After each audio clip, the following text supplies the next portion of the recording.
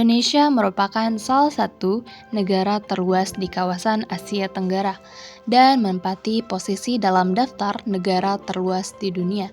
Berdasarkan data dari situs Badan Informasi Geospasial dengan Pusat Hidrografi dan Oseanografi TNI Angkatan Laut, negara Indonesia memiliki luas wilayah mencapai 8,3 juta kilometer persegi dan luas wilayah perairan sekitar 6,4 juta serta luas daratan sekitar 1,9 juta kilometer persegi. Luas wilayah Indonesia ini tentu saja membawa berbagai dampak bagi penduduknya. Misalnya, dampak positif berupa melimpahnya potensi perikanan dan maritim yang dimiliki Indonesia. Sementara itu, salah satu dampak negatifnya adalah pembangunan dan kesejahteraan yang tidak merata, membuat munculnya wilayah yang disebut daerah 3T. Daerah 3T adalah singkatan dari daerah tertinggal, terdepan, dan terpencil. Tertinggal artinya wilayah-wilayah ini menghadapi keterbelakangan ekonomi, sosial, serta infrastruktur.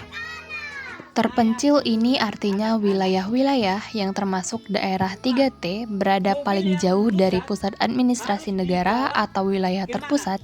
Wilayah terluar ini kerap memiliki kondisi geografis yang sulit, contohnya kepulauan terpencil atau pergunungan terpencil. Terdepan ini merujuk pada wilayah-wilayah yang terletak di bagian paling depan. Wilayah-wilayah ini berada sangat jauh dari pusat administrasi dan pusat perkotaan utama. Seringkali wilayah-wilayah ini memiliki akses transportasi seperti jalan raya, pelabuhan, serta bandara yang terbatas sehingga sulit dijangkau.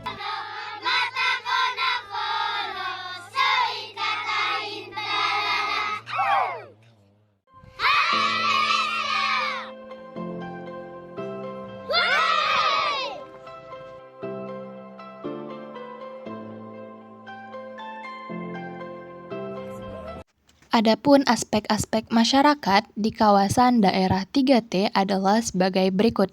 Yang pertama adalah aspek pendidikan. Aspek pendidikan merupakan aspek yang paling penting, baik atau buruknya suatu negara terletak pada pendidikannya. Pendidikan akan mencetak sumber daya manusia yang berkualitas dari segi spiritual, inteligensi, dan skill, serta bisa mencetak output yang berkualitas. Nah, bagaimana sih aspek pendidikan di kawasan daerah 3T ini? Yang pertama, bangunan sekolah yang kurang memadai, mulai dari segi sarana dan juga prasarana. Yang kedua, kurangnya tenaga pendidik yang berkualitas. Yang ketiga, orang tua yang tinggal di kawasan 3T lebih suka anaknya membantu ia bekerja dibandingkan anaknya untuk bersekolah. Yang kedua adalah aspek kesehatan. Adapun aspek kesehatan di daerah kawasan 3T adalah sebagai berikut. Yang pertama, banyak anak yang mengalami stunting dikarenakannya minimnya pengetahuan masyarakat mengenai gizi yang baik. Yang kedua, kurangnya fasilitas kesehatan yang memadai di daerah kawasan tersebut. Yang ketiga, minimnya persebaran tenaga medis di kawasan daerah terpencil. Yang ketiga ada aspek pembangunan. Adapun aspek pembangunan di daerah 3T yang belum terpenuhi adalah sebagai berikut. Yang pertama, akses jalan yang masih sangat buruk, sehingga masyarakat susah untuk menempuh perjalanan ke sekolah maupun aktivitas sehari-hari. Yang kedua, adanya kesulitan akses internet dan juga akses listrik yang belum sampai di kawasan daerah mereka. Yang ketiga, ketersediaannya air bersih di kawasan 3T masih perlu diperhatikan dan diperbaikin kembali. Nah, maka dapat disimpulkan bahwa permasalahan yang timbul dalam pembangunan daerah-daerah 3T adalah tidak mampunya pemerintah, baik daerah dan pusat, melihat secara mendalam permasalahan yang dialami oleh daerah-daerah 3T yang ada berbatasan langsung dengan beberapa negara-negara tetangga. Hal itu dapat dilihat dari daerah-daerah yang langsung berbatasan dengan negara Malaysia seperti Kepulauan Riau dan juga Provinsi Kalimantan Barat.